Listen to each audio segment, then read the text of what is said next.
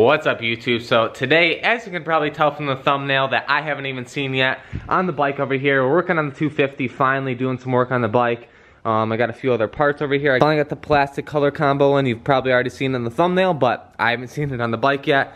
Over here, I got a FMF 4.1 slip-on, same thing I had on my 250F, but this time I got the blue titanium one. Now over here, we got some foot pegs.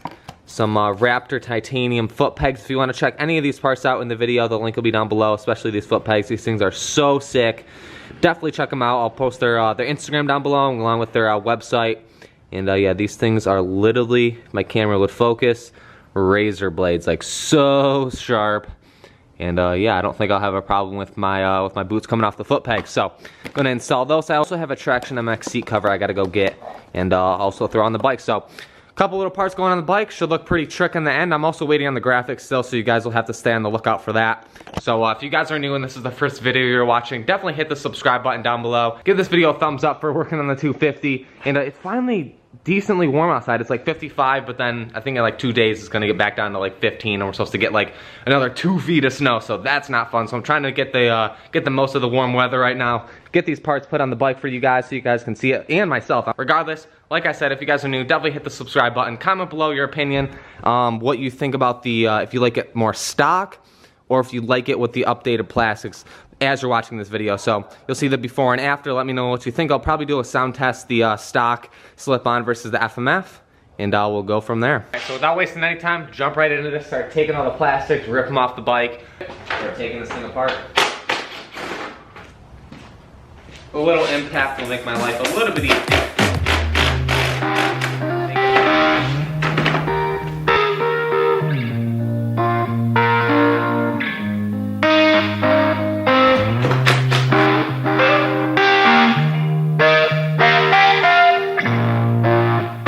Keeping the front fender on there. I didn't order, well, I did order a front fender, but didn't order it in the separate color that I have for it. Of course, whoever put this hour meter on my bike right here, there's little Phillips head screws inside here which attaches it to the mount. I wouldn't have mounted it right here. I would have just stuck it on the side or something like that, but whoever put it on decided they wanted to torque them down and strip out the Phillips head. So huge, major shout out to them. A huge shout out to you guys. Thank you for putting this on there for me. Number plate taken off. Boom, front number plate off. Now I can start putting on the new plastics. I really should take it out and just power wash the whole thing underneath with the plastics off, but my water's turned off and it's probably still frozen. It hasn't been really warm out long enough, but another day I'll take it out, take all the plastics off and wash it up come springtime. But for now, I'm just gonna put the new plastics on there. And I need a new air filter. Look at that thing.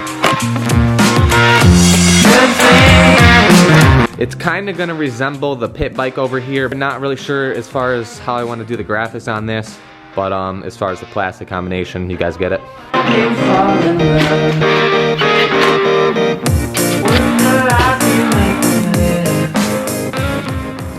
Alright, so I put the front number plate on. I personally like the stadium plate better.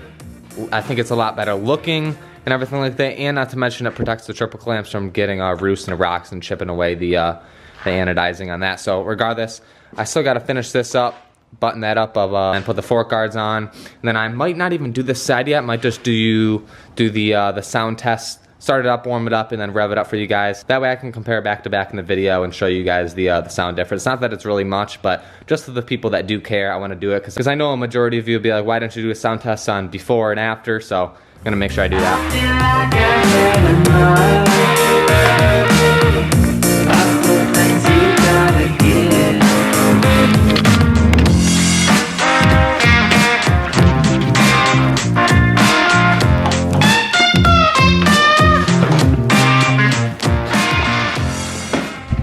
Alright, so I got the bike warming up so I can give you guys a little sound test. Just kind of a first look on what it's going to look like from this angle.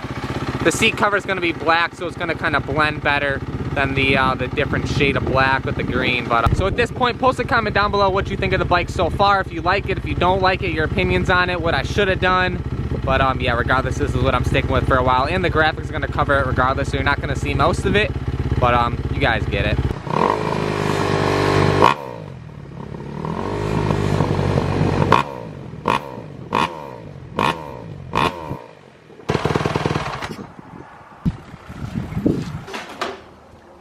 Okay, so that gave you a good sound reference on the stock pipe. I'm gonna rip this off, throw the FMF on there.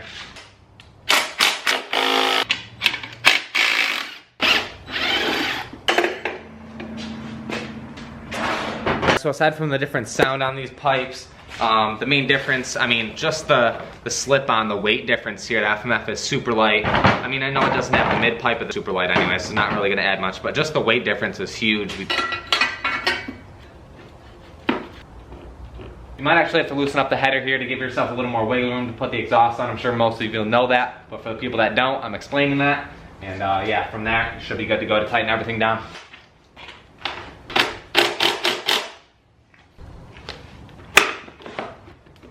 Alright, as far as these foot pegs go, look at how much beefier these things are than the stock pegs. If you put them side by side, they're definitely, well, if I put it the right way, it's definitely a lot bigger, if you guys can even see it, a lot bigger than stock. Wider and it's a little bit longer, so better platform for your feet. These are going to for sure tear up the boots, but it's better than having your feet slip off of these stock pegs. Not that there's anything wrong with the stock pegs, but wrapped with titanium, hooked it up, and got some sweet looking pegs on the bike.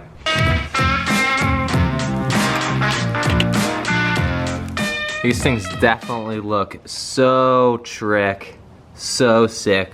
Will probably be a lot cooler in the sun once I bring it outside, but wasn't too hard to put on. And yeah, like I said, they look sick. You can a little bit from right there to right there.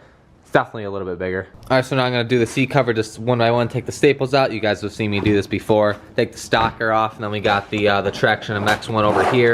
If you guys want a seat cover for your bike, if you're in the market for a seat cover, Traction MX is definitely 150% the place to go. There's their Instagram right there, just Traction MX, and then just www.tractionmx.com. I'll leave the link down below in the description. And yeah, he's always helped me out, always hooked it up with a seat cover, so definitely check him out. Definitely, you can do any custom seat cover you want, any custom ribbing, thick, big ribbing, different side. You guys already know. Go to the website, check it out if you're in the market for a seat cover, and you will not regret having a Traction MX seat cover.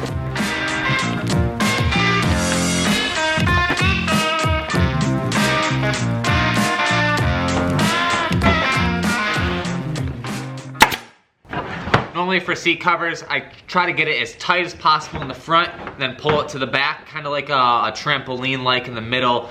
And then once you kind of pull it around, you can kind of work out all the little crinkles, and it should work out that way. So that's the best way I've done it.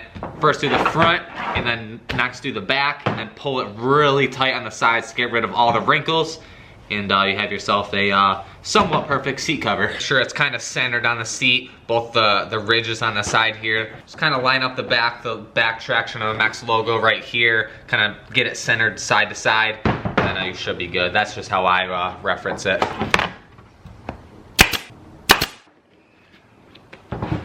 All right, seat's all done up, good to go. A little janky on the bottom, but you know what, you're not gonna see it, and it doesn't really matter. I still gotta clean up this filter, but for the video's sake, I'm gonna put the seat on, and then I'll get this puppy warmed up, get a little sound comparison to the FMF before it gets dark outside. I changed to my DSLR over here because my G7X died. The battery life on that thing sucks.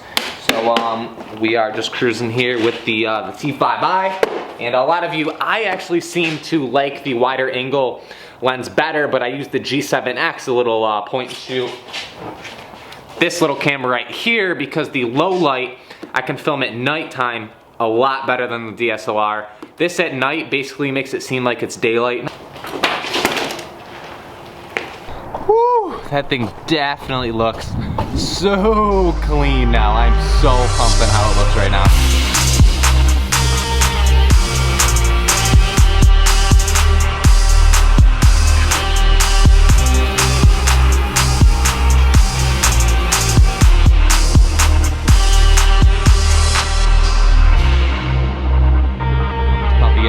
Get a little sound test for you guys, because I'm sure that's really what you guys want to see and hear right now. So,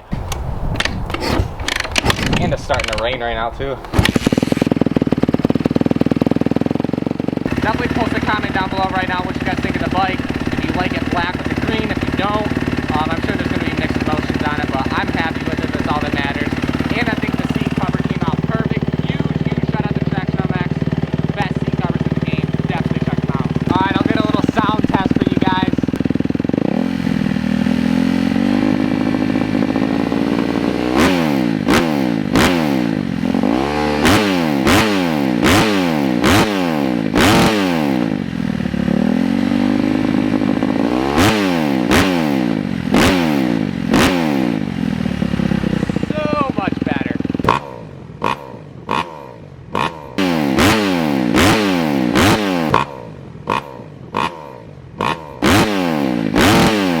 was saying before, once I get the graphics on, you're not even gonna really tell other than the edges. Still the stocks, can still throw the stocks on there. I just took the stocks off, so when I go and trade it in, or if I ever were to go and sell the bike. But I think once Justin gets out of work, I'm gonna head over to his house, take out the 125, bring it to the car wash, power wash that thing up, and try to get it started tonight, because when I bought it, I was with Anthony, I think it was like 10 degrees outside, it wouldn't start. And yeah, so I'm gonna go clean that up so it's ready for the build, and I don't wanna take apart a dirty bike. So today's a nice day, it's 55. After today and tomorrow, it's supposed to get right back down to cold like I was saying, so I'm not gonna have any time, or I'm not gonna wanna go and power wash it because it's gonna freeze in the back of the truck, and the whole bike's gonna freeze. So I'm gonna try to do that tonight, get that done so it's good to go for the build, and yeah, put away all these parts. Well, my luck, I go to wash the bike, it falls over in the back of the truck. Hopefully it didn't scratch anything, I haven't looked at it. I don't think it hit the side of the truck, except for the strap on the side here, so that's sick, great. Apparently not. Must have just slipped off the bar up there, the grip came off when I went to go pick it up too, so that's sick. And yeah, of course, it's downpouring right now. Alright, so just finally made it to the car wash here. Now I can actually inspect the bike.